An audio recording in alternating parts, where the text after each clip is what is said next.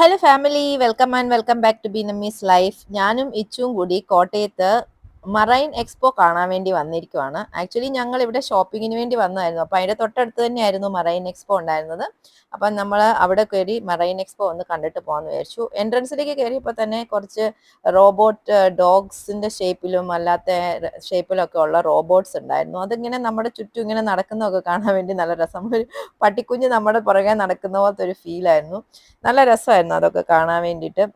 പിന്നെ കമ്പ്യൂട്ടർ പോലെ എന്തോ ഒരു റോബോട്ട് ഉണ്ടായിരുന്നു. അതിൽ എന്ത് ഇൻഫർമേഷൻസ് ആയിരുന്നു എഴുതി വെച്ചിരുന്നതെന്ന് നമുക്ക് നോക്കാൻ പറ്റിയില്ല. കാരണം ഇതിങ്ങനെ മൂവ് ചെയ്തുകൊണ്ടിരിക്കുകയായിരുന്നു. പിന്നെ പാവം ഒരു സാന്താക്ലോസിന്റെ ഷേപ്പിലുള്ള ഒരു ഇതുണ്ടായിരുന്നു. അവിടെയാണെങ്കിൽ പാത്രത്തിൽ പൈസയൊക്കെ ഇട്ട് ഇങ്ങനെ പൈസയും ചോദിച്ച് നടക്കുന്ന ഒരെണ്ണമായിരുന്നു. പിന്നെ ആ സൈഡിൽ തന്നെ കുറേ കേജിൽ നമ്മുടെ കിളികളുണ്ടായിരുന്നു. പലതരത്തിലുള്ള തത്തകളൊക്കെ ഉണ്ടായിരുന്നു. അതൊക്കെ നമ്മൾ ഓൾറെഡി ഈ മറൈൻ എക്സ്പോ മുമ്പ് ഒരു സ്ഥലത്ത് പോയത് കാരണം അത്രയ്ക്ക് ആ കിളിയുടെ ഒന്നും അടുത്ത് അങ്ങനെ നമ്മൾ കുറച്ചു നേരം ഒന്നും നിന്നില്ല. ഇനി ഒരു കുഞ്ഞി കുരങ്ങൻ, അത് കഴിഞ്ഞ തവണ കണ്ടില്ലായിരുന്നു. ഒരു കുഞ്ഞി കുരങ്ങൻ, നമ്മുടെ വിരലിന്റെ അത്രയും നീളമുള്ള, ശരിക്കും പറയണ ഒരു കുട്ടി കുരങ്ങനായിരുന്നു. അതിനെ കുറച്ചു നേരം നോക്കി നിന്നു. കാരണം നല്ല രസമായിരുന്നു, നല്ല ക്യൂട്ടായിരുന്നു കാണാൻ. പിന്നെ ഒരു കൂട്ടിൽ വലിയൊരു ഒട്ടകപ്പക്ഷി കിടപ്പുണ്ടായിരുന്നു. പക്ഷെ അതിനെ നമുക്ക് വീഡിയോയിൽ കാണാൻ പറ്റത്തില്ല, കൂടിനകത്ത് എടുക്കുമ്പോൾ അത്രയ്ക്കും വിസിബിൾ അല്ലായിരുന്നു. പിന്നെ നമ്മൾ മറൈൻ എക്സ്പോയുടെ ഉള്ളിലേക്ക് കയറി. അവിടെ നല്ല ഭംഗിയായിരുന്നു. പലതരത്തിലുള്ള കളർഫുൾ ആയിട്ടുള്ള മീനുകളും ലൈറ്റ്സും ഒക്കെ ആയിട്ട് നല്ല അടിപൊളിയായിരുന്നു.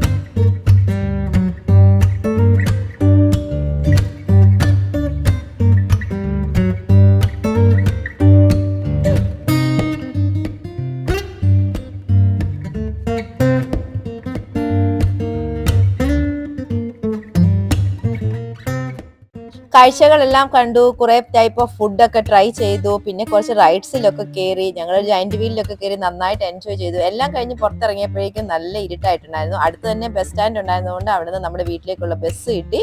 അപ്പോൾ നമ്മൾ ബസ്സിൽ കയറി തിരിച്ചു പോവാണ്. വീഡിയോ ഇഷ്ടപ്പെട്ടിട്ടുണ്ടെങ്കിൽ ലൈക്ക് ചെയ്യാൻ മറക്കരുത്. സബ്സ്ക്രൈബ് ചെയ്യാത്തവരൊന്ന് സബ്സ്ക്രൈബ് കൂടി ചെയ്തേക്കണേ.